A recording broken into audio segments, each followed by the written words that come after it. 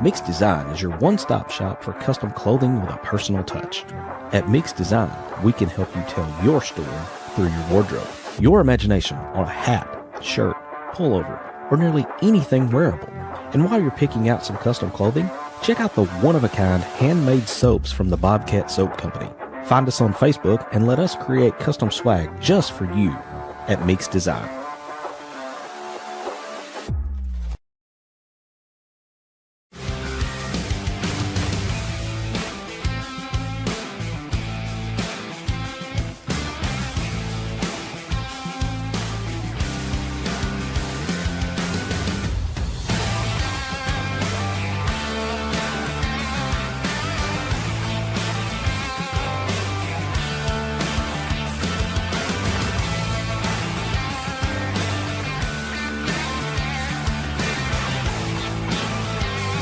Hog fanatics, we at Inside the Hawg Pen are thrilled to announce that SeatGeek is now a sponsor.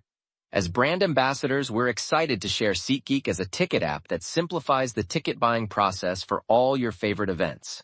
They provide a 0 to 10 score for each ticket, with green indicating a good deal and red indicating a not-so-good deal. As a special offer, Hog fanatics can get $20 off their first ticket purchase by using the code Inside Hawg Pen. Check out our socials for the link, and remember to use the code Inside Hawg Pen.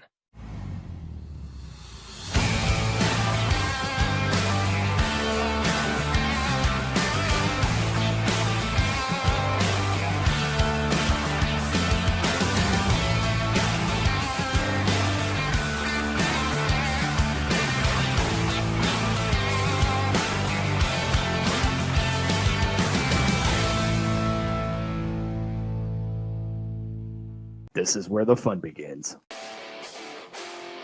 What is up, everybody? But we've seen this movie before. What's Sam Pittman known for? I don't know. Exactly. Is the Arkansas athletic program cursed? You never know what the loudest mouth on the fan base and his wild band of misfits are going to say. I have a river of Kool-Aid for basketball. It's time to step inside the Hawg Pen with your host, Razorback Zach and Marcus MC Carlton.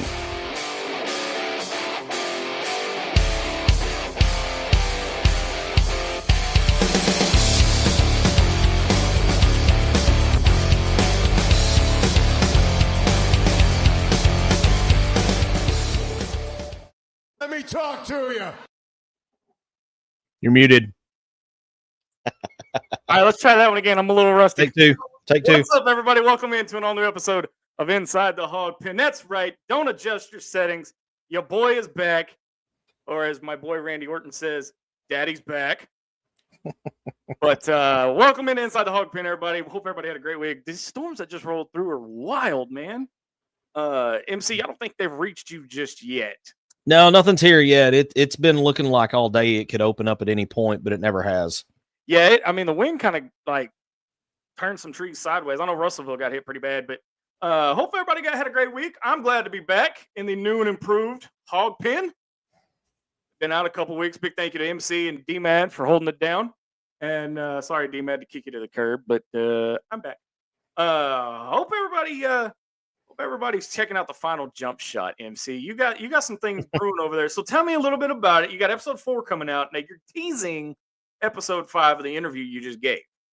Yeah, actually, the interview that I was teasing is going to be episode 6. Episode 5 is going to drop Friday morning, and it's done, in the can, ready to roll.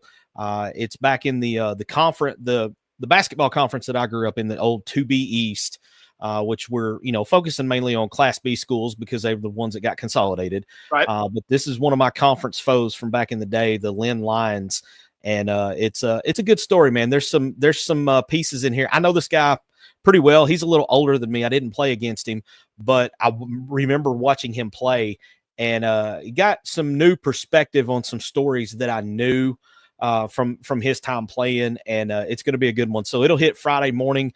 Every podcast provider you can think of, I've put it pretty much everywhere podcasts are available. It'll be on the Final Jump Shot Facebook page. It'll be on the Cam Productions YouTube page, and then anywhere you get podcasts, Spotify, Apple, iHeart, Pandora, everywhere. So be looking for it Friday morning. If you guys want in on the action, leave us a question or comment in the Cam Productions live fan feedback. Also, Friday morning. I'm used to being this on Thursday, and it's one Wednesday. Yeah. I changed it while I was gone, so I'm having to catch up here. Hey, blame the baseball team, man. They've started playing on Thursday nights, and we don't want to go head-to-head with them. So even though unless we were pitching and they were trying to hit, and then it might be okay. Then it might be okay. We'll get into more of that later, though. But y'all check out 101.1 FM, The Answer, ITHP on the radio. 10 a.m. 501-823-0965 will get you on the air. I want to hear your thoughts about all things Razorbacks. So tune into that. It'll be live streaming. I know we had some technical difficulties last week, but it will be up on Facebook and on our Facebook page as well. So 101.1 FM, The Answer, 10 o'clock, Inside the Hawg Pen on the radio. Okay, so I have waited 9 years to make this announcement. I've waited 9 years to say this. Coming soon. Very, very, very, very, and I'm like, very soon. ITHP finally is launching their merchandise line. I'm excited.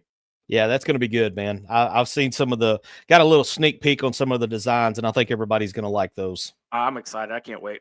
I'm going to get me a Louder shirt just because just do me a favor. Don't post my face on it, please. Don't, just don't. All right. I might have been working on a little something along those lines in the lab. I like to say. Y'all have no idea how terrified I am right now. That was a good idea, Zach. I'm glad I'm gonna write that down. Oh crap! Me and my big mouth, damn it! I swear. All right, so let's louder. Wow! I come back, not even back in the show for 5 minutes. I'm already getting burned. It's not fair.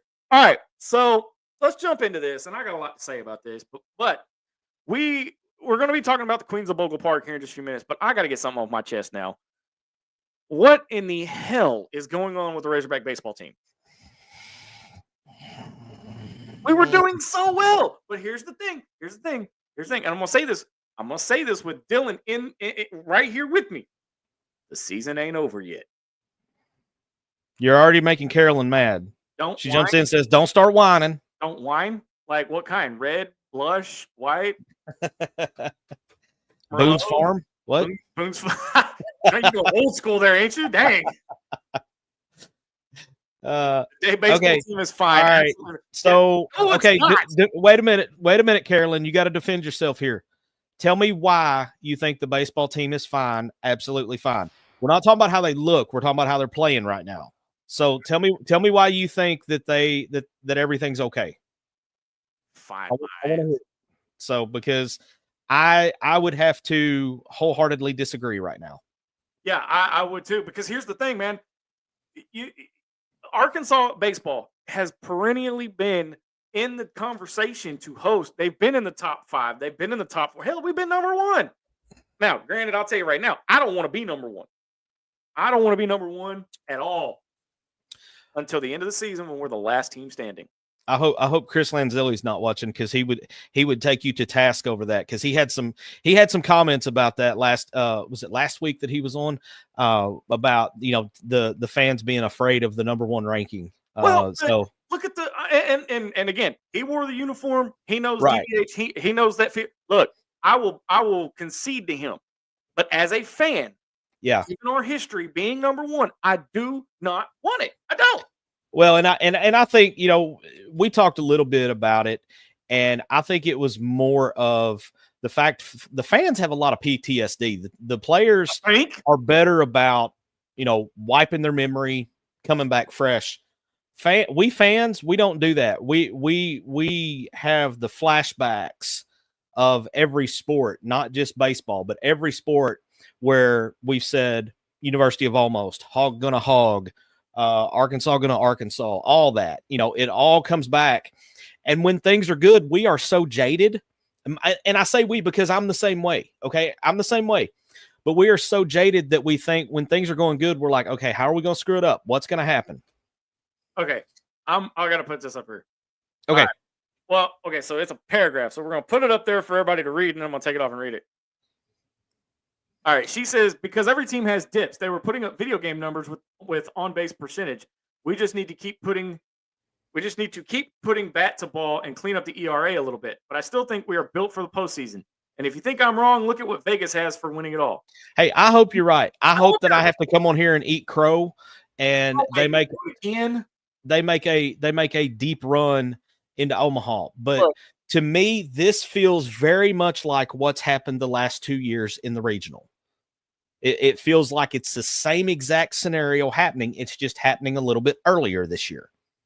Well, but at the same time, okay, first off, Nolan Souza going down was the worst thing that could have happened. That was not good. That wasn't good.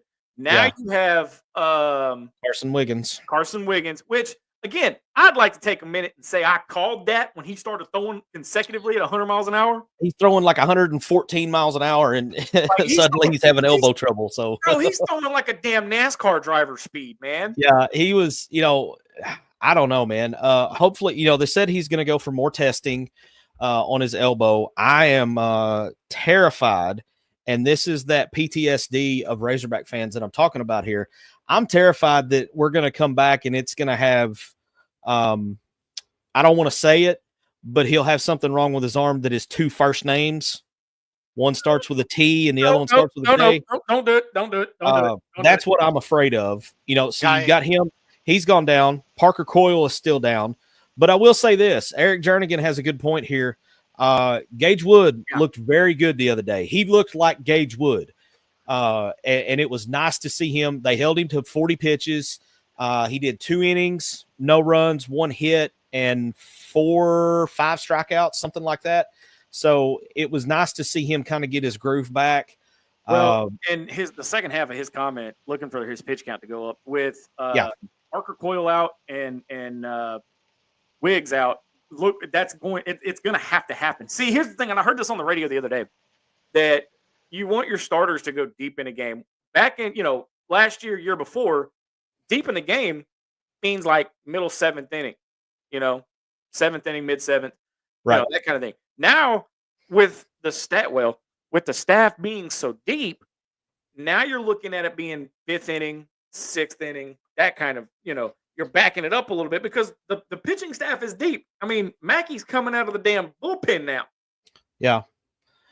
And Carolyn's got one more good point I want to get to, and then I want to bring D-Matt in because he's got something good on the 2 first names that we didn't want to say.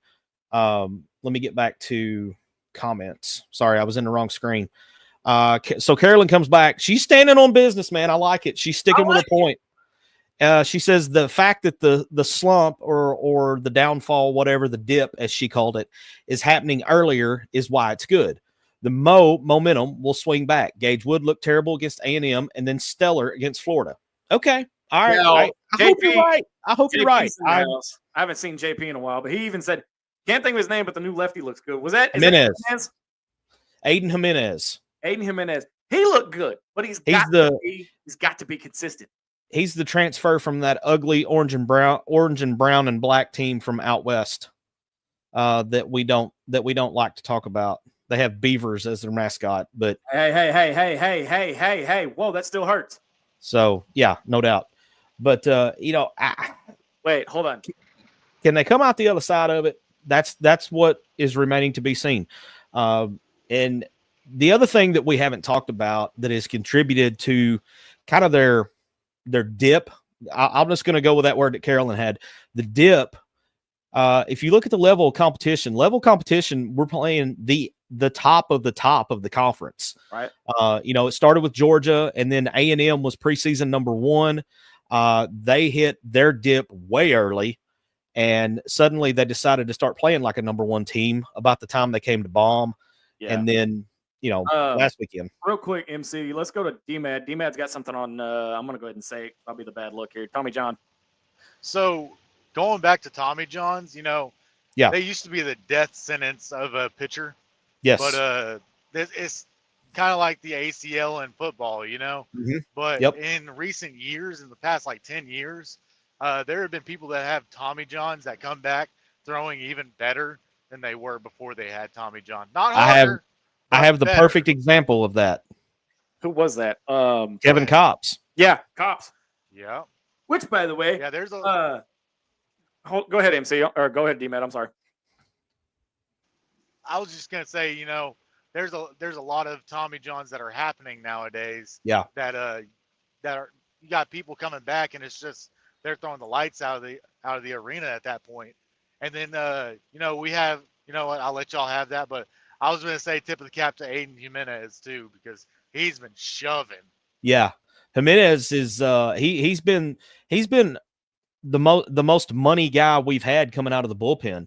Oh yeah, and so here's a question. The lineup for the pitching lineup for this weekend is obviously Zach Root it would be Thursday night this week. Gage Wood is getting the start on Saturday or on Friday as the number 2 spot. The number 3 spot is TBA. Might we see Aiden Jimenez in that 3rd spot? Yes. Or do you go Willie Mack? God, I hope not. I hope that Jimenez is used for late game situations. I was gonna say Jimenez needs to come out of the pen. Not much. I like him coming out of the pen. Not as a closer or a saver, but one of those, the mid game type. The mid relief, top guy that can, if your starter is only going to go 4 innings, you bring Jimenez in, he goes 5, 6, 7, and then you bring your closer in for 8 and 9. I like Jimenez in the role he's in. Does Gackle maybe move back to that 3rd spot? I'm not sold on Gackle yet. I mean, he's looked better coming out of the pen. I feel like there's a comfort level with him coming out of the pen that we hadn't seen with him as a starter. I don't know. I mean, it's we can't rule out the fact that, and I'm going to butcher this name, Beetlejuice. Is Carolyn calls him Beetlejuice. I'm just going to go with Beetlejuice because that's easier to say. No, the thing about it though, you got to look at it this way though. Okay, if Mackey comes out of I'm gonna call him Mackey. If Willie Mack comes out of the pen, okay, you still have Gackle. I just don't see him as a starter yet. I don't want him as a starter. I would rather see him doing what he's doing right now. So who would you put? Well, I'm pulling up the roster right now, looking through. I think you've got Gackle there. We talked a little bit about him. Maybe a Ben Bybee, and with the understanding that he's not going to give you more than 3, maybe 4 innings. So maybe you go Bybee and then Willie Mack, and then maybe try to finish up with Fouch or Jimenez. I don't know. Parker Coyle is not going to be back until the Tennessee series. That's when they're eyeing for him to come back, based on what I heard in an interview with Dave Van Horn. I think, Gibbler. Gibbler's out there too, but I think he's also one of those. I don't know that you want to throw him to the fire right now. I think you want to put him, kind of coming out of the bullpen. So I don't know. It's going to be interesting to see, and also let's take this into consideration too. That TBA spot it's Saturday this weekend, but that 3rd spot that's TBA. Mm-hmm. I think it also depends on what happens in the first 2 games. If the first 2 games split, then I think you may see Hobbs and Dave Van Horn look to one of their older guys like a Willie Mack or like a Ben Bybee. But if it's 2-0, I mean, throw somebody out there. You got nothing to lose at that point. Carolyn's on it this week. He says also with no midweek, it could be McGuire. That's a great point. McGuire's not bad either. That's a great point. And if it ends up being somebody like McGuire or Bybee or even Gibbler, let's say you got to figure those guys are going to go 3, maybe 4 innings, and then it's going to be Johnny Bullpen after that. Yeah, but again,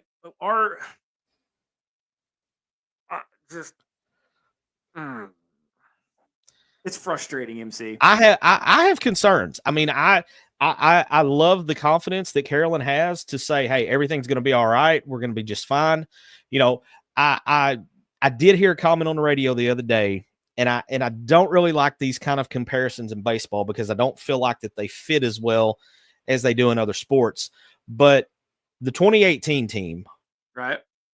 did you, and I had forgotten this, do you realize they went into the postseason not having won a single SEC series on the road that year? Yeah, I had forgotten that.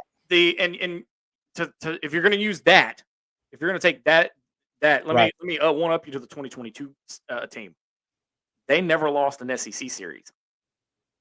Yeah, and they won. I think that was the year they won the SEC tournament, isn't it? 21, yeah. With 2020, the 2022. Well, 22 was the College World Series run that went through Oklahoma State. And wasn't that the same year? 21 was the year that they did not lose an SEC series and won the SEC tournament and all that, and then got upset in the Supers by North Carolina State, because unfortunately I was there and had to see that in person. It's still, I mean, the atmosphere was out of this world, right? But all right, anyway, we can go on this all night, but we got to step away on the other side of the break. It's the Queens of Bogle Park. You're listening to Inside the Hawg Pen. Back right after this.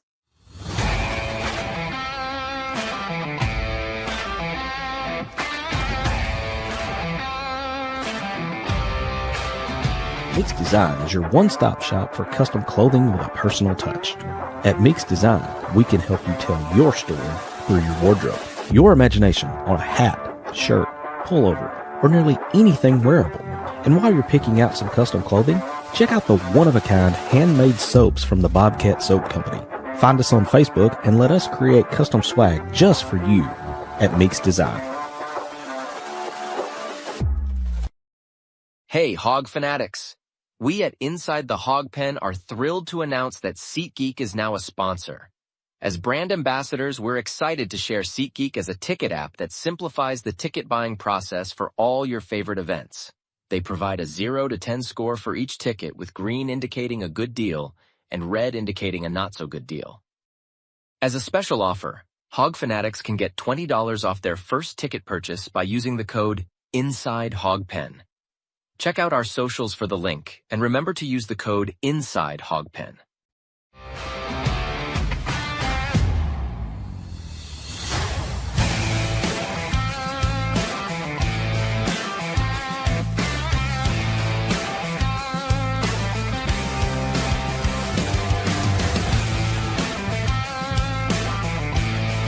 It's time to step back inside the Hawg Pen to the Meeks Design Studios.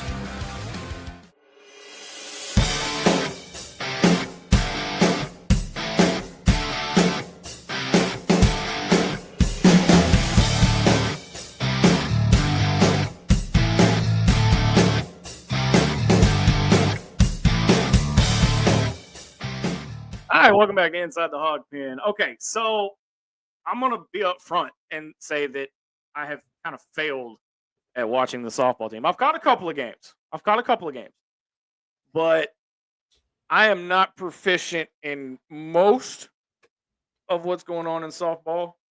So I'm going to say that right out front, just in case I butcher something. Just kind of CYA, if you know what I mean. Yeah. So I got to say, though, number 2 in the country, highest ranked in program history. I mean, can we make it to Oklahoma City?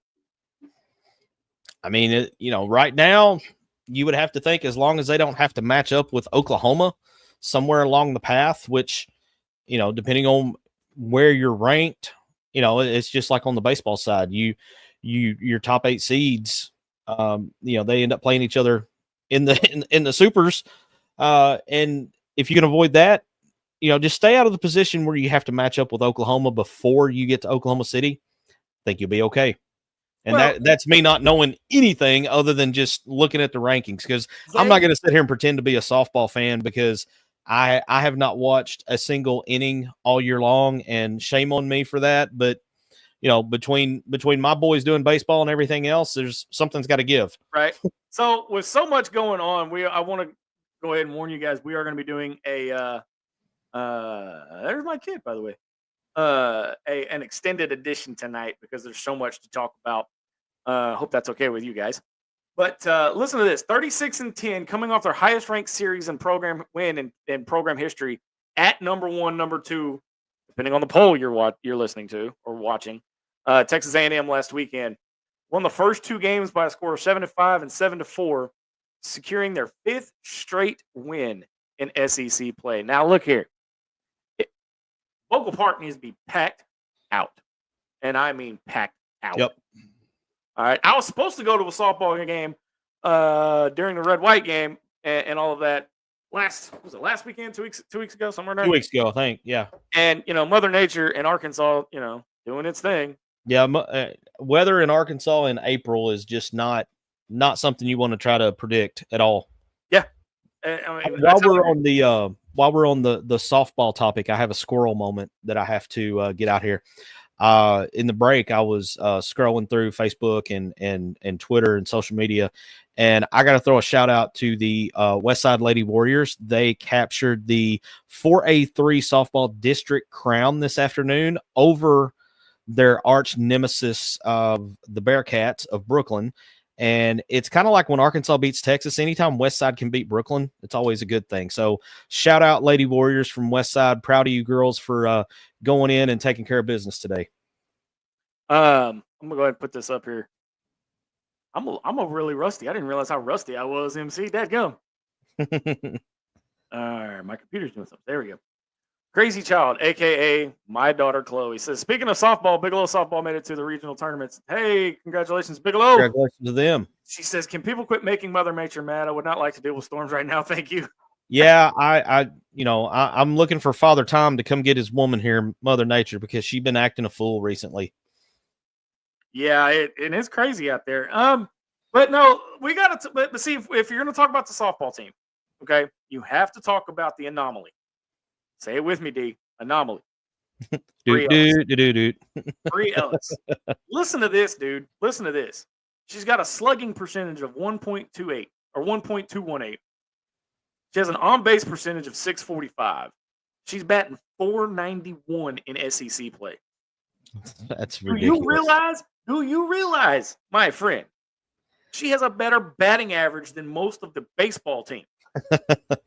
Well, not only that, but she's getting the Barry Bonds treatment to where she's just everybody's chickening out and nobody wants to face her, and they're holding up 4 fingers and putting her on first now too. So she's having to deal with all that. Yeah. And that's the thing. I mean, why are they scared to pitch to her? Just because she hits dingers. Yeah. That's why. But I mean, they're gonna walk her. But continuing on these stats. All right, listen to this. 24 home runs, which is almost a record for her. All right, 65 RBIs, 46 walks, and just 11 strikeouts, posting an OBP of 645. Her OPS is 1876, on pace to be the highest single season mark nationally by a D1 player since the stat was first tracked in 2016. Jocelyn Alo of Oklahoma holds the season record of 1759, which was set in 2022. I'm getting all this from the game notes on ArkansasRazorbacks.com, by the way. Ellis is currently on a 22-game reached base streak, which is tied for 6th longest in program history. Now, on top of all of that, you have, I'm going to butcher this last name. Somebody please help me. Reese Berline threw the 3rd perfect game in program history. An 8-0 win over Colorado State on the 18th. 3rd perfect game. Tell me these girls ain't going. Tell me these women are not going to make it to freaking Oklahoma City. Somebody tell me they're not going to. Baseball and softball are funny games, man. They're just funny games. The momentum can turn on a dime, and you never know what's going to happen. I would love to see these ladies get a shot in Oklahoma City. Carolyn had a comment somewhere earlier right here. We called them the Queens of Bogle. She says, and those girls are queens playing lights out. Just hope they haven't peaked too soon. So we've got one team we're worried about peaking too soon. We've got the other team that I'm over here with the crash cart ready to tell everybody to clear so I can shock them and see if it'll help. And then the other team we have concerns that they might have peaked too soon. So we can't find the happy medium. That's the way it is with Arkansas. It's feast or famine. Look, we're the University of Arkansas. Okay. We're the University of Arkansas. All All right, let's be real. Let's be real. There is no happy medium. No, there's not. We are either on the highest of highs or the lowest of lows, because that's just how Arkansas fans roll. But one has to wonder, okay? And I'll be the first to say it. All right. One's got to wonder where this softball team would be without Bri Ellis. Man. I mean, she is up there in the realm of that's kind of like asking where the football team would have been if D-Mac wasn't there. Oh, I don't even want to think about that. I think that's a fair comparison. It is a fair comparison, but I don't want to think about no. No,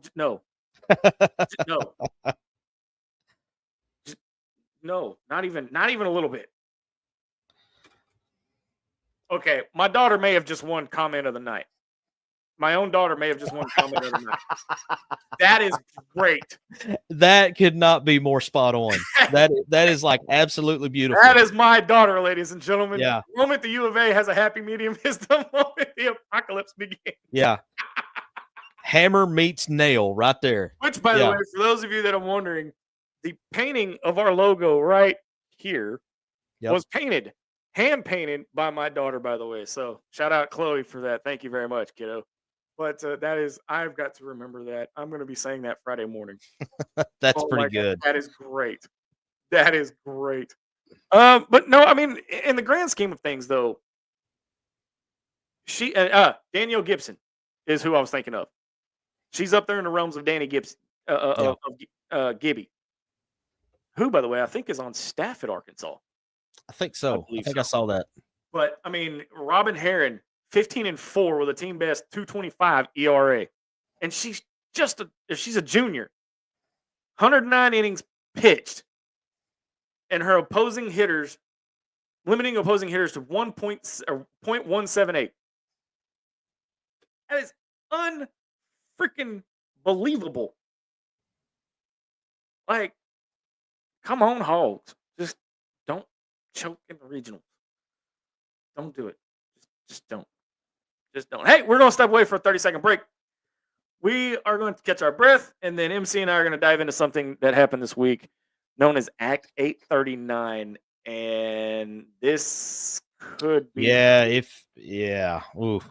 I'm going to get my soapbox while we're in this commercial break real quick. This could be a game changer. You're listening to Inside the Hawg Pen. Back right after this. Attention Razorback fans and local businesses. Are you ready to reach the most passionate Arkansas sports fans? Okay, not sure what happened there. All right. Not sure what happened there. We had a little technical difficulty. So we'll have to see what's going on with that and see if we can't fix it. I'm not the only one that's rusty. Wow. All right. Yeah, I'm not sure what happened there. I don't know, but the thing was only 5 seconds.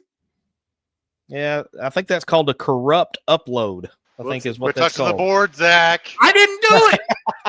This was not me. This is not okay. All right. No, I have to take the credit for that one because I was the one that actually kind of uploaded it. So hey, MC, that video and that ad break kind of fell apart faster than Shadur Sanders' draft stock. Very true. I mean, very true. That fell apart quick. All right, let's hope that Arkansas's baseball postseason chances don't look like that ad. Right. All right. So now that the ad, I mean, it kind of rolls right into what we're about to talk about. So everybody knows the ongoing saga of the NIL. NIL, for those of you that don't know, stands for name, image, and likeness. It has gotten completely out of hand. And I'm gonna get up on my soapbox right next to MC, and there have been some people that have said that we need to back off of going after these players for breaking these contracts. I don't think so. I look and D-Mad, go ahead and help me out here with these names. Ilama, the two brothers. I'm gonna leave you. That's what I'm calling. I'm gonna take my money and run. They Iamaliava. We don't even give a damn about what their name is anymore. He wasn't even gonna play. I had a Tennessee fan teach me how to say his name. It's Iamaliava. I still like I'm gonna leave you. I like I'm going to leave you too. But here's the thing. For those of you that don't know or been living under a rock, I'm going to leave you, little brother. Transfers in, January from UCLA to Arkansas. Spends a few months because he went through spring ball. Learning under Bobby P. And Taylor Green and Taylor Green. You know, pretty much everybody else on the offensive side of the ball. Transfers out. Now, guess where he transferred out of? Yeah, he went back to play with out to Big Brother. Back to UCLA. Yeah. So now the University of Arkansas, I'm not going to say the University of Arkansas. It's the Arkansas Edge. It's the NIL cooperative, or what do they call it? NIL collective. Hey, Zach, I'm going to correct you on something just real quick. Madden never transferred from UCLA. He was committed to UCLA, and then he flipped his commitment. That's right, because he was a freshman. Yeah. He never stepped foot on UCLA's campus until his brother did. I stand corrected then. I stand corrected then. I had read an article where it said that he had transferred in from UCLA. So I'm mistaken. I'm just a fan like y'all. So don't hold it against me. But anyway, I wholeheartedly believe that, and I cannot believe I'm going to say this with a straight face.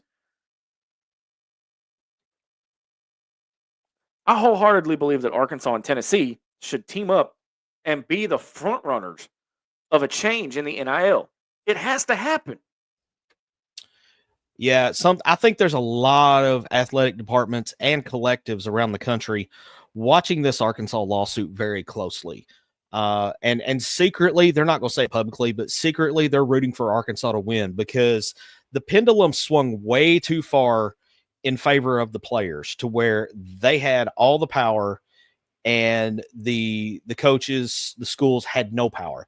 There's got to be, and here's this term again, a happy medium to where both sides, a compromise. It's almost like a marriage. You've got to have a little bit of a compromise here. And I think if Arkansas is successful in getting some of this buyout money back, then I think you're going to see other schools start to pursue this because what are we teaching these kids if they go in and they sign a contract and then they don't honor the contract? Yes, give them their money, fine, whatever. Going to give them their money. We're going to talk more about that in a minute. But if they go in and the contract is not worth the paper it's written on, then what good is that doing anyone? And a lot of people are saying that it could affect Arkansas negatively in recruiting by going after this. Okay, well, I counter that with what's going to look worse, trying to recoup the money that you are legitimately owed from a legally executed contract, or is it going to be worse to just let him take the money and run and you look weak because you wouldn't stand up to an incoming freshman who violated a legal standing executed contract? So which one looks worse? I mean, I'm all for going after these kids because here's the thing. All right, and I was talking to my dad about this the other day. That when this bill came out, there's no loyalty to programs anymore. 20, 30 years ago, in the late 90s, early 10 years ago, you could go 10 years ago with it. I mean, you can, but 10 years ago, you were looking at the beginning of the end of college athletics. No, I would agree that. You knew it was coming. Yeah. You knew it was coming 10 years ago. It was on the horizon. But what we have now is basically the true NFL developmental league. Where without the guidelines around contracts and tampering and buyouts and all that, because you have nothing right now. You just have Wild West. And there's no regulation. There's nothing. And that's why some of these kids are coming back and making millions of dollars, not thousands, not hundreds of thousands, millions of dollars. Look, did you see some of the rookie contracts in the NFL? Yeah. If you came back a year, you'd make more money in college. Well, and that's why you're seeing some of these guys playing at 5 different schools in 5 years because they can make more money off of NIL than they would on a practice squad for the NFL. And some of these guys that are really good college players, that's where they're going to end up. They're going to end up as a practice squad guy, that doesn't even get to dress out on Sundays. You work hard, you get beat up all week long in practice, and then you're done for the week. So why not come back instead of making, what is it? I think it's like $200,000, $300,000, something like that you get for being on practice squad. Why do that when you could come back to school or transfer to a new school and make double, maybe even triple that? I mean, look, Brock Purdy and his rookie contract. I don't think he's a rookie anymore. I don't think he's under his rookie contract now. His rookie contract, wasn't he Mr. Irrelevant? Yes. Okay. $850,000, and he took the Niners to took Niners to the Super Bowl. Arch Manning never played a down of football at the University of Texas. Made $2.2 million that same year. I saw this on X right before we went live. The rumor, the estimate. We'll go with the estimate. The estimate of Texas Longhorn football NIL budget for this coming year is between 35 and 40 million. So let's jump into this bill that just came through the Arkansas legislature. Basically, it is eliminating state sales tax on NIL contributions from the university itself.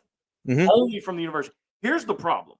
And MC, you and I talked about this the other day. There's a bunch of problems with it, but go ahead. Yeah. Okay. Well, let me just start off with the obvious one. And you can write all the bills and write all the legislative crap you want. No offense to anybody who's in legislature. I know I'm going to get a certain phone call here in the wall. It's not going to fix the issue if you can't recruit players. Well, so, okay. It's just my opinion anyway. When news broke of this, I guess it was maybe Monday when all of this started coming out. I'd have to go back and look at my Twitter to see when I started throwing my little fit about it. There was immediately pushback, I guess is a good way to put it, from fans on this because, we're being nickeled and dimed to death. We're being told constantly by Hunter Yurchek and by Arkansas Edge that, hey, we need more money. If you guys want us to be as good as you think we should be, we need more money. We need more money. We need more money. And then on top of that, you come in and I've got several issues with this bill. First off, you're eliminating state sales tax for the athletes that are being paid by the university. Okay, nobody's being paid by the university right now. This is all hinging on the House versus NCAA court case that everybody thinks is going to be upheld, which is going to open the floodgates for the revenue sharing. So and essentially, when does that take effect? That takes effect July. Right? Yeah, it's in July. It's early July, I believe. So essentially, you're going to have athletes being paid out of the same coffers at the university that university employees are being paid out of. But these athletes are not going to have to pay state sales tax, but the regular employees, like your staffers and all the way down to your student workers, staff, faculty, student workers. GAs? Yes, GAs, everybody that's paid by the university that is not an athlete is still going to have to pay state sales tax. Okay, wait. Hold on, MC. Okay. I thought at the beginning of all this, I thought the universities couldn't get involved, and that's why they had to create the collective. That's exactly right. But that was before this court case. That court case of House versus NCAA had not been decided at that point. There was a ruling that went against the NCAA. They have appealed it all the way up to SCOTUS, Supreme Court. And my understanding is Supreme Court is going to rule on it early to midsummer, which that's why everyone is preparing for the revenue sharing deal that we've been hearing about, because they're, any incoming revenue that comes in off of TV contracts or whatever, they're going to have to share that with the with the athletes now. Basically, they're essentially going to be employees, but they're going to be employees that are exempt from state sales tax. Now, here's the other issue with this. And this is the piece of it that not many people are talking about with this HB 1917, which technically now it's Act 839 because it has been signed into the law by Governor Huckabee. Not only are the athletes going to be paid directly by the university, but the amounts of those payments are exempt from FOI. Oh, meaning you can't search it. It's completely private. No. Like, I work for a university. You could go and FOI my salary because I'm a staff. I'm considered staff at a university. So if you try to FOI, let's say Billy Richmond, okay, and I'm just using him because he's the first one that came to mind.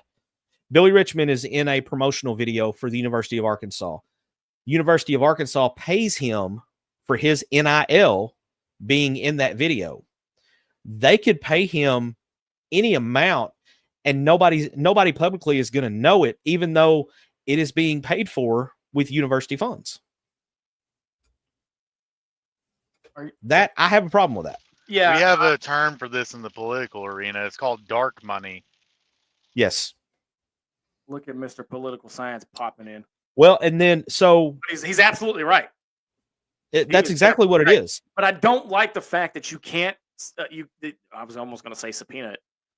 Essentially, that's what you're. But you can't, I mean, that's essentially what it's a citizen subpoena, basically. You can't. I didn't know. Let me jump over here to some of these comments real quick because the comments are piling up over in the Cam Productions live fan feedback. Justin Parker says negative Ghost Rider. Go after him. Yeah, I agree. Go after him. The fan base is, and again, we'll talk about the fan base here in a second. Carolyn says, nope, they want to treat it like a business. If I left my job before my commitment was completed, and I can promise you they would sue me to pay back my signing bonus. Yeah. Yeah. Or you'd have to, you have to buy your way out of the contract. Yeah. Here's a big question that kind of stems off of that. If Arkansas decided to not pay Madden Iamaliava and had him play the entire year next year, but said, you didn't perform where we wanted you, we're going to pay you this much. Well, do you think he would not turn around and sue the university? Yeah. This isn't a one-sided issue. This is a both sides issue. Sorry. Yeah. No, I mean, but that's the thing is you're absolutely right. Yeah. And here we go. Eric Jernigan says, a contract. Yeah. I mean, that's what it is. I mean, Carolyn says, I don't want players who wouldn't come here for holding him to his contract. I mean, essentially, college football, college athletics as a whole now is a business, and they need to be treated like employees. And can we finally stop with the fairy tale of a student athlete? I mean, these are employees now. They're athletes that are being paid to represent the university. I hate that term nowadays with the amount of money. Here's the thing: some of these 18, and we'll even go 17 because Ryan Williams out at Alabama, 17, 18, 19-year-old kids, they got more money than I will ever see, and I'm almost 40. Yeah, I got one more thing I want to say on this bill, and then we can get back to comments or move on or whatever. But one of the main sponsors on this bill, Matthew Shepard from El Dorado, he's a former Arkansas Speaker of the House. He's one of the main sponsors on this bill. He was on the radio the other morning on a statewide radio show up in the northwest corner of the state, and he was talking about this bill, and he said it was to help Arkansas become competitive with states like Tennessee and Texas, and I think Louisiana, states that don't have state income tax. But where I found that it sounded like to me that he contradicted himself in talking about this is to help Arkansas become competitive, because he brought up the fact that Louisiana, Alabama, and Georgia already have legislation in the works to eliminate state income tax on all NIL payments, not just from the university, but any NIL payment they're going to legislate that any NIL payment is exempt from state income tax. Okay, so Okay, but do those states have like regular state income? yes, those states do, but they're working according to what he said on the radio the morning. Unless I just completely misunderstood it, he contradicted himself so many times. Yeah, because okay, so how are we going to be competitive by eliminating it only on university paid NIL payments if these other states are going a step further and exempting any and all NIL payments from state income tax? We're not going to be competitive. We're still going to be behind. So I didn't quite understand the motive there. It goes back to my original point. We can do all we can and all we want to do for NIL, but if you can't recruit, and I mean bringing in 4- and 5-star recruits, right, and not picking JUCO players out of the portal, it's not going to make a difference. In my opinion, it's not going to make a difference. Now, well, yeah, I mean, I'm going to tell you now, I've talked to a couple of fans, and present company included, 3 of us. I think apathy has really set in with this football team. Yeah, and the timing on this bill could not be worse in regards to how it's going to affect the fans and the football program. Look, man, you want to talk about timing? From the start of the 2024-2025 season, from the schedule dropping right after the Missouri game, which is, yeah, I want to know what dumbass did that and just slap them. Yeah, I'll be honest with you guys. I'm sorry, I'm full throttle tonight. I'm taking the gloves off, so this may not make radio on Sunday. Well, and I was listening to this morning. I was listening to a show, the one that everybody knows. I was listening to it on my way to work, and Chuck brought up a good point.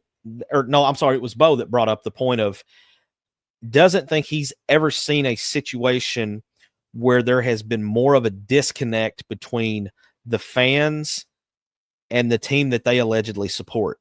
And a lot of it is stemmed from the passing of this bill and it being signed into law, that now, on top of everything else that these athletes are getting, on top of the fact that they're making more money than some of us are ever going to make in our lives at 18 years old for playing a game. And let's face it, that's what it is. They're playing a game. They are. But again, when you've got as much, and I'll give credit where credit's due. Is when you have as much credit, when you've got as much talent on this team, and you're depending, and I said this during the regular season, and you're depending on Louisiana Tech to get to a bowl game. Yeah. Something's wrong. We haven't even gotten into that yet, because if you've taken a look at the schedule that's coming up for 2025, we're not even. Find me 6 wins. Oh, hell. Because I don't see it. Hell, somebody tried to tell me the other day 8 wins. Like, no, where? There's no way. Notre Dame's going to run us out of our own damn stadium. I'm telling you, you better watch that September 6th game. I'm just telling you. You're just saying that because I'm just telling you. And so it begins. I'm just saying. Hey, Matt, you listening to this? Sounds like MC is officially on the clock with the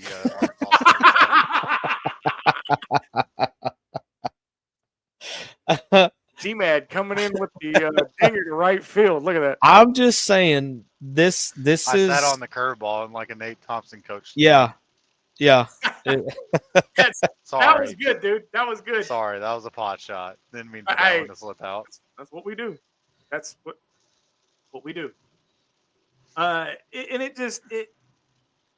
like I said, when it gets closer to football, right around the SEC media days in July, we'll have a schedule breakdown. Jonathan Parker's with me. He says find 3 wins. Oh, we hit 3 wins. I guarantee you Sam Pittman will get a contract extension. Here's going to be the biggest thing when it comes to the football season. Is Sam Pittman going to be able to win a 1-score game? That's the biggest. I got a note section in my phone. with every single one-score game that Arkansas has won and lost, a lot of the one-score games that we've won are against teams you wouldn't like to see you have a one-score game against. Here's the thing. All right, here's the thing. Back in, and I'll go back as far as Houston Nut because we won't go further than that.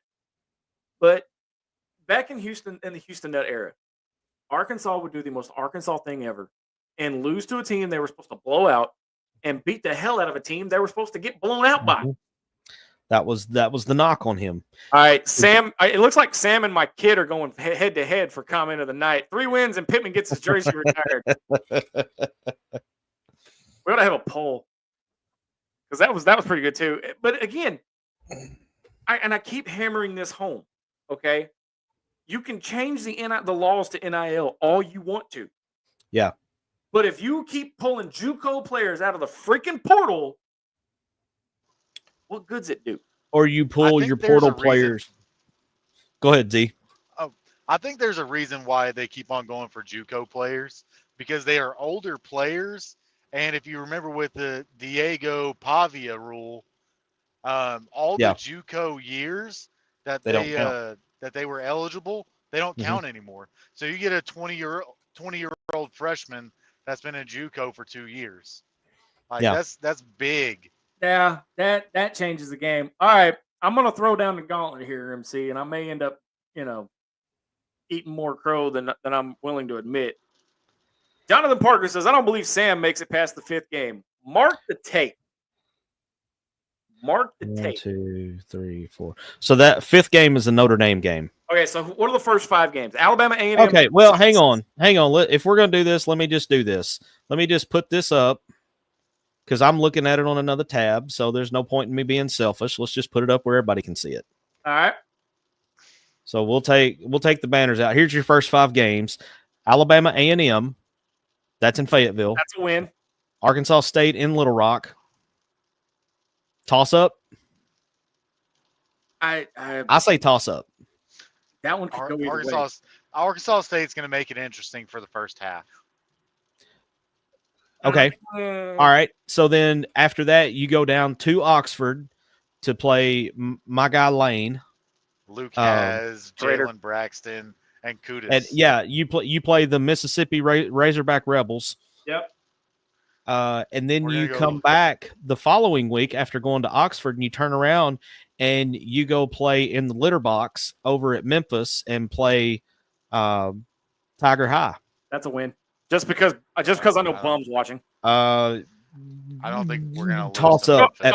We're gonna get beat, but I'm just saying we're gonna win because Bum's watching. And then game number 5, historical day will be a rowdy crowd, no matter what. But let's not forget the fact that there are a lot of Catholics in the state of Arkansas, and when Notre Dame comes to Razorback Stadium on Saturday, September 27th, there will be a lot of Notre Dame fans in the crowd. Also be the introduction to the world to Kylie Ray Madden. You've heard it. Attaboy. Oh, well, there you go. How about that? Maybe she can bring a little magic and so I don't pull the upset. I don't have a lot of faith in Notre Dame. They lost to Navy last year. Or they didn't lose. Northern Illinois too, wasn't it? Didn't they? Yeah. I don't have a lot of faith in Notre Dame at all. But they're also a playoff team. If you also remember the entire who did they play in the playoffs? They had like the easiest road, didn't they? They had Georgia in the second round, which Georgia wasn't Georgia because they had Carson Beck instead of Stetson Bennett. Carson go to Miami. And got dumped. Yeah, got dumped and had his dirty laundry aired out across the Miami-Dade County. So I don't really have a whole lot invested in Notre Dame. I just it's hard for me to trust them whenever they don't play a whole schedule. They play 3 games a year, and that's about it. Yep.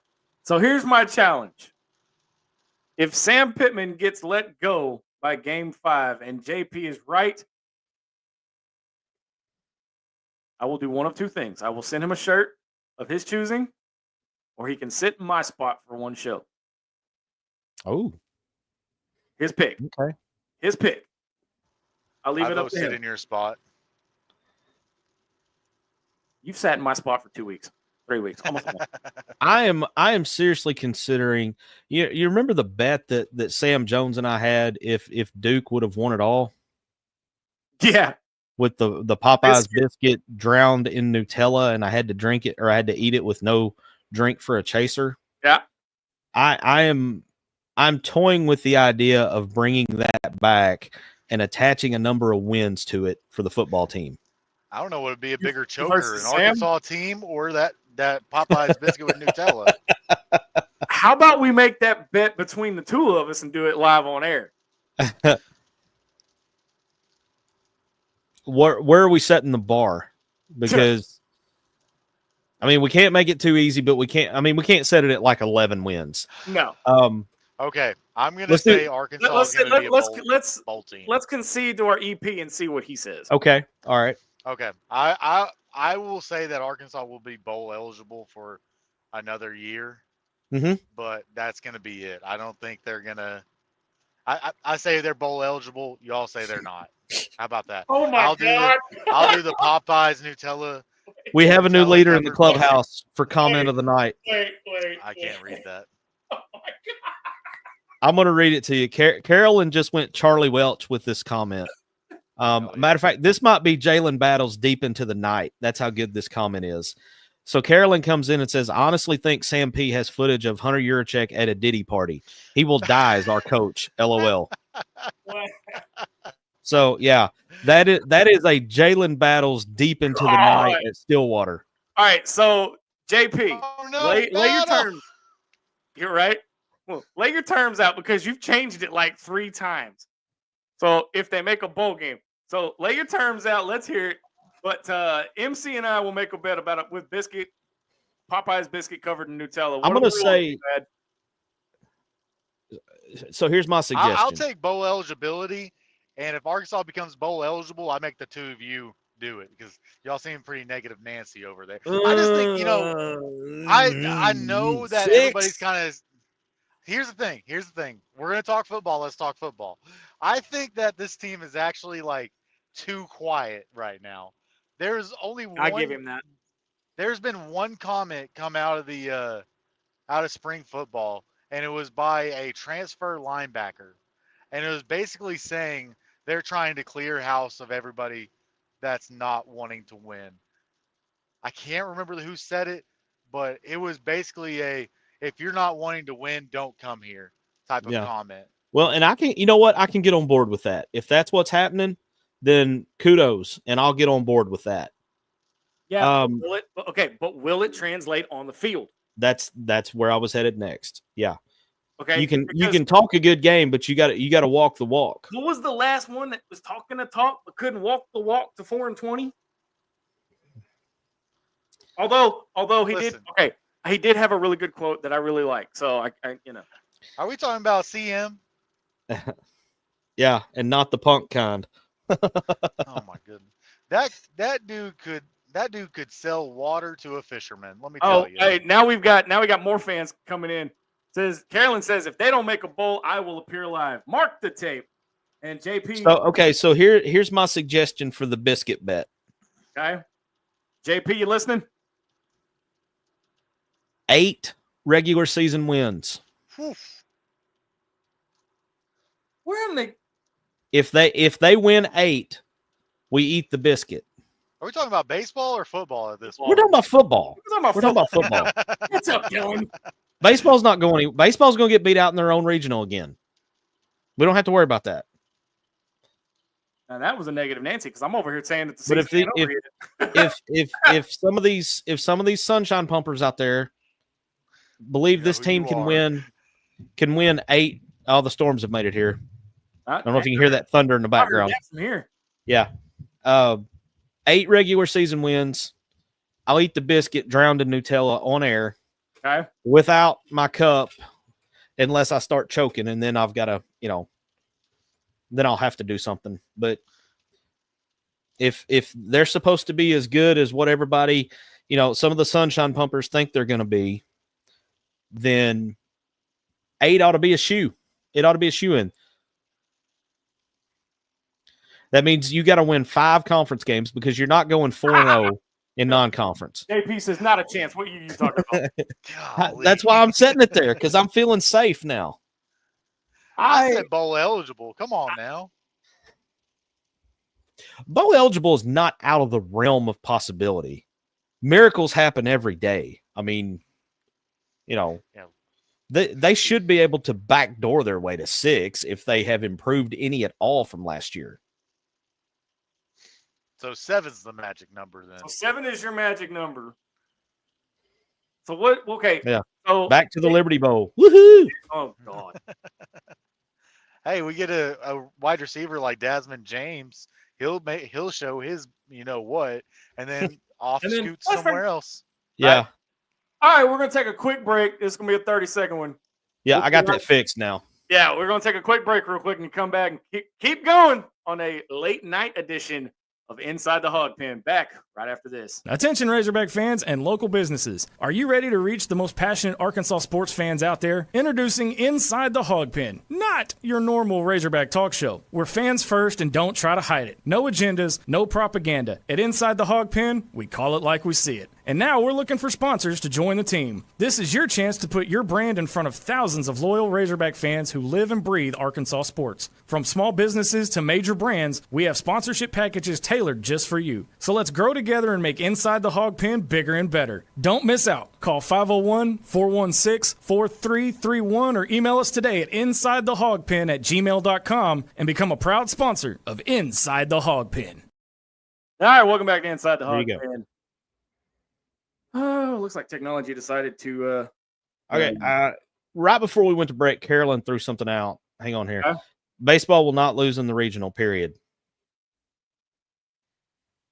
Is there a Nutella bet on that one, Carolyn? I'm not going to do Nutella. I will do a bet, but I'm not going to do a Nutella. I'll tell you what, since you're taking football, I'll take baseball. If baseball makes it to the regional and makes it out of the regional and gets to the super regional and goes to the supers, live on air, I will do the biscuit with Nutella with no drink. I think that's a really good bet for you, Zach, because I'll give you the reasons why. You're a jackass. There's only been one time in the last decade that we haven't made it out of the regional, and you want to know the last 2 seasons in a row. Yeah, we didn't make it out of the regional last. Oh yeah, no, we didn't. No, we lost to freaking SEMO. Yeah. Oh yeah. Yeah. I blame TCU. That's all I. There it is. There it is. I knew that was coming. Tighten that tinfoil cap. Yeah. But no, I'll take that bet. Now with JP, I'm still confused on what his is. He's gonna have to type that out for me. With JP, if Sam is gone after 5 games, he has 2 options. He gets a free shirt from me of a design of his choice, or he gets to sit in on a show live in my spot. But I will let him choose. But I have got to talk to y'all about the NFL draft because, good God, I don't have a horse in this race. Maybe that was a wrong sentence. Neither did Shadur. But hey, man, if you don't want to change the culture, don't get him. Well, hey, there we go. I'll sweeten the pot, JP. If you pick the shirt, my kid will design it. There we go. So there you go.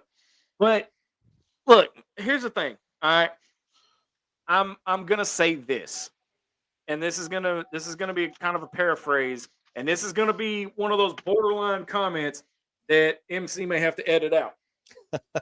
Okay, I'm getting ready to mark the tape.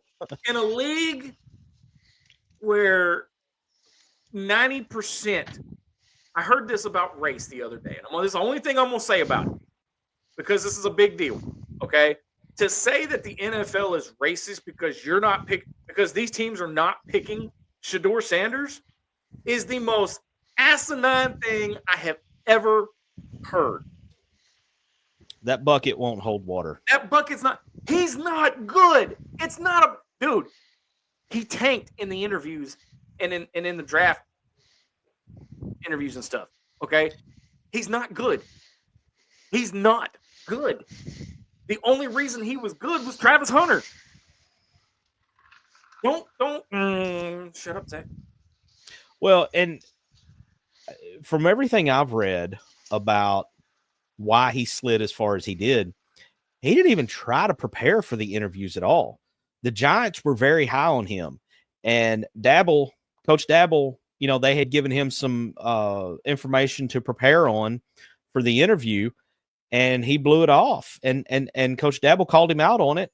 And so the Giants mark him off the list and end up with Jackson Dart. I mean, anything's better than Daniel Jones. I just, I did not see there's two things that happened in this draft that I did not see coming. One was Isaac Tesla being the first Razorback taken. The other thing that I did not see coming was Andrew Armstrong not getting drafted at all. Okay. Shedeur Sanders, Andrew Armstrong. I'm taking, and this is not a homer thing. Andrew Armstrong is the biggest whiskey. He's the leading receiver in the SEC last year. Yeah, whiskey tango foxtrot moment of the draft. Yeah, I didn't understand that one either. I don't follow the draft very closely. I usually keep up with where the Arkansas guys go and a few SEC guys that I'm curious about to see where they're going to end up. I will say Isaac Tesla has got to be living a dream right now, because not only did he get drafted as the first Razorback taken, but he got drafted by his favorite team. So kudos to him. Kudos to Landon Jackson for getting picked up. Hey, now real quick, dude, Landon Jackson, his reaction to getting drafted. Oh man. Yeah. Right here, dude. Yeah. That was cool to watch. That's a kid that's living his dream right now. Yeah. That was cool to watch. I mean, to see him be so emotional and see all the hard work pay off. Kudos to that kid. I hope he goes to Buffalo and just absolutely kills it. But again, Shedeur Sanders is Cleveland right where he needs to be. Okay, that had a little bit of connotation in it that I didn't mean. Oh man, I could say something right now, but I'm not going to. So we'll move on. Don't do it. To next, nope. Next topic. I'll tell you guys off the air, but I'm not saying this one. No, don't do it. So, all right. Before we go, I have one very, very, very special shout out.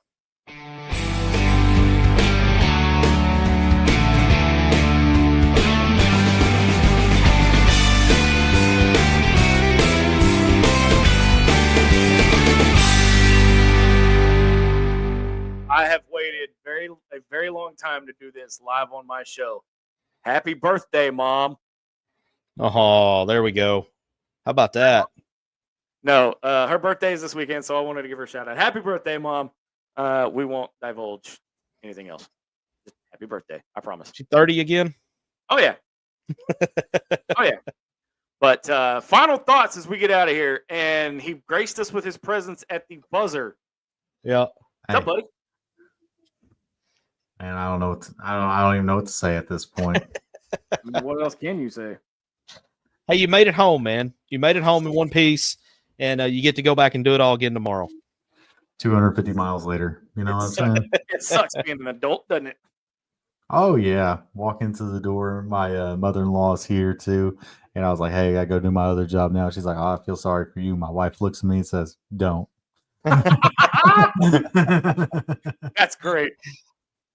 JP says the NFL is the one league that you can do the most stupidest stuff, and if you have the it factor, they will spend a lot of money on you. Yeah. I mean, hey, Ray Lewis killed a guy, so I know we didn't have this in the show notes, but do y'all want to talk about the Boogie Ellis issue? Is he a first rounder? Boogie Ellis? Boogie Ellis. Oh, geez. I can't even think of his last name. Who the hell is Boogie Ellis? You talking about Boogie Flan? Boogie Flan. Who is Boogie Who the hell Ellis? is Boogie How Ellis? we forget Boogie Ellis? Who's Boogie Ellis? Somebody is Boogie Ellis. Hold on. Who Look, is that? I'm the one that he- can't speak. All right. Y'all are Guess who he supposed play? Guess what school he's at? What? USC. Auburn. USC. Oh, you're talking about Chad Baker Yeah. Mazzara. You're Yeah. not talking about Boogie Flan. You're talking about Chad Baker Mazzara. No, I'm talking about Boogie Plan. He's put himself into the draft, and me and MC were kind of talking about it. He didn't have a lot of production going into the draft. He at the start of the year kind of carried the team. Right. At the end of the year, he was kind of like more of an accent piece than he was a dynamic threat. And so it brought up the point with me and MC. We were going to talk about it, but, we kind of went long with Lanzilli last week. So we were talking about, is Boogie Fland a first-round pick? I don't think he's a lottery pick, which is first 10 picks. Right. But the question being, is he a first-rounder? I think he needs to go have a good combine, a good NBA combine to solidify, because some of the projections I've seen still have him mid to late first round. MC, you're lagging real bad. I think he could play his way up to not lottery, but just outside the lottery, maybe 13 to 17 range if he has a good combine. Yeah. Yeah, Zach? things are getting kind of crazy here with the weather, so that's why my Wi-Fi is messing up. Yeah, have we heard anything as far as Aduthiero? He posted on Instagram yesterday or the day before just a simple picture of him at midcourt during a game, and the caption says "Woo Pig Suey." That's it. Okay, so both of all right. Let me hold on. Wait a minute. Both of them have maintained their eligibility, correct? Mm-hmm. And we still have a bunch of roster spots open at the current moment. Boogie is Carter's also in the draft. Boogie's not technically in the portal because he has a no contact tag. Right. Okay. That tells me straight off the bat, if he doesn't have a good combine, guess what? He's coming back to Arkansas. Yeah. And that's kind of what we've had in the past. I can't put the name down in my head, but it was one of the earlier Must teams. We had a couple of players test out the draft, and we had obviously Moses Moody left, but then we had Jalen Williams do that before? That's what I was thinking, but I didn't want to throw that name out there and not be right. I was thinking he dipped his toes in the water and then decided to come back for one more year, and then ended up going after. I guess he was at Arkansas 2 years before he went pro, and man, what a career he's developed into at Oklahoma City. And I'm glad he's at OKC, so it's easy for Arkansas fans to go see him. Well, he and Isaiah Joe both. I forgot about they're both 3 hours from their home, and that's the craziest part. Is I have a cousin who grew up with Jalen Williams and went to Northside with him, and has nothing but good things to say about him. And if you guys are Travelers fans, Caleb Cali and Matt Cronin are Arkansas Travelers. Cronin, yes, the fire-breathing dragon. Yeah. Cali, he's starting at third base right now. He didn't have a good game when I went to go see him, but hey, I mean, it happens. Yeah, it happens. Well, baseball. And I don't know if he's still there or not, but last year Caden Wallace was playing for the Naturals. He still is. He's still there. They also got Jack Caglione. Yes. From Florida. Yeah, from Florida. Mm-hmm. There was another team. Me and Zach went to go see them. It was a Florida catcher. Oh yes. What was his name? Oh my God. Because you kept busting him out. I was busting his balls the entire time. He then hit a home run that I still don't think has landed. Yeah. And all I just remember yelling out was, "Hey, that ball had a family." Yeah, he did say that. That's not all I can say. He did say that. JP says if Boogie comes back to college, it won't be at Arkansas, but I think he goes in the first round. Mm-hmm. He may. Just I don't think he goes to.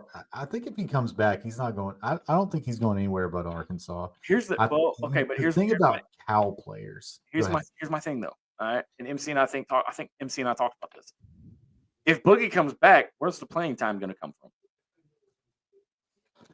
With the talent that comes in, with the talent that's coming in.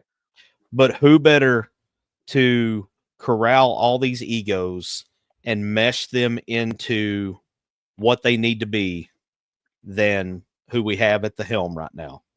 John Cal's Michael used to dealing Calipari. Yes. Yeah. And I will say this, and I will say it before MC. I'm already drinking the Kool-Aid. Oh, I never stopped, man. I never stopped. Kool-Aid started tasting a little bit like alcohol at the start of the year. Let's be honest here. It was a little bitter. It had a run where it was a little bitter there. Stuff. But yeah. Yeah. So you're gonna have to edit that one out. Oops. But it got better. It got better as the season went along. It's kind of like, you pull the moonshine too early, it's not going to taste good. You got to let it do its thing. Right. But I mean, again, I'm going to go ahead and say my too early prediction, Final Four. Could be. We got to see how the rest of this roster shapes up. If you get as we're wrapping up here, think about it though, MC. Yeah. You made the Sweet 16 when everybody, including you and me, had them dead to rights. Mm-hmm. And he goes off and gets this team to the Sweet 16. Look out. Gave us one of the best quotes ever in "They put us in the coffin, they just forgot the nails." Yes. We put Texas Tech in the coffin, but we forgot the nails too, though. Well, and then they put Florida in the coffin and forgot the nails. So, right. It all evens out. All right, final thoughts as we get out of here tonight, because we've gone about 20 minutes over. MC, we'll start with you. Baseball is you can't get swept by Texas. Obviously, to take the series would be great. It would bring them out of the dip, as Carolyn calls it. But I think you get one at most this weekend. You mad? Bri Ellis is not of this world. We are not worthy. She is. Yes, we are not worthy. That was not planned, by the way, for me. What is it the kids say? Slay, queen, slay. Yes, she is slaying. Oh yeah. She's been murdering a lot of baseballs. I'll put it. She got a golden ticket, which is a very rare thing to go play at a professional level. I didn't know there was a professional softball league. I'm going to sound very ignorant of this because I very much am if we continue talking about it. That's all I got to say about it. But that's all I know. So Bri Ellis will go down in the history books as one of, if not the GOAT of Arkansas softball. Man, she's getting the Barry Bonds treatment. I think she has to be without the steroids. GOAT. Well, yeah. Yeah. I agree. No, I'm just kidding. Well, and on that note, I'm talking about Barry Bonds allegedly. And on that note, y'all are killing me with how much editing I got to do on this episode. Hey, it's my first episode back in almost a month. I mean, I had some stuff I had to get off my chest. But hey, appreciate everybody tuning in. We had a great audience this evening, and I cannot be more happy to be back in the pen, back home, back where I belong. Because the two of you tried to burn the damn house down. No, I'm kidding. Appreciate I built it back up at least. Well, that's debatable. No, got a big announcement though, and I'm gonna use this, and we'll talk more about it as the new season comes up in August. But can officially say that D-Mad is the newest member of our team. He is now going to be on camera more. And having a bigger role, he's actually earned it. So I will. You've earned it. You've earned it. You've earned it. Holy cow! You've earned it. You've earned it. So we're gonna clip that for sure. Oh God, that's gonna go in the new intro. I guarantee you. Yes, I guarantee you. But we've got a lot of things in store coming up. So y'all stay tuned. Big things coming down the pipe from Inside the Hawg Pen. So if you're not subscribed, if you're not following, if you haven't liked our page, do it. What are you doing? What are you doing? Just like it. It's fine. Just click the little like button. So other than that, I'm glad to be back. We will be back here next week. I'm gonna guess on a Wednesday, unless we know. Well, yeah, to be probably. I don't know. You know what? We'll use that to say this. Stay tuned to our social media pages to find out if we're going to be on Wednesday or Thursday of next There week. you go. There you go. Right now, LSU is slated for a Friday through Saturday. So, all right, that's going to do it for us on this episode of Inside the Hog Pen. For Marcus MC Carlton, Dylan D Mad Mad, and I'm Razorback Zach. Thank you all for joining us on this Wednesday night. Everybody stay safe and have a great rest of the week. Don't forget, Friday morning, 10 a.m., 101.1 FM, The Answer. You get to join me once again, talk Razorback sports. Until next time, so long, everybody.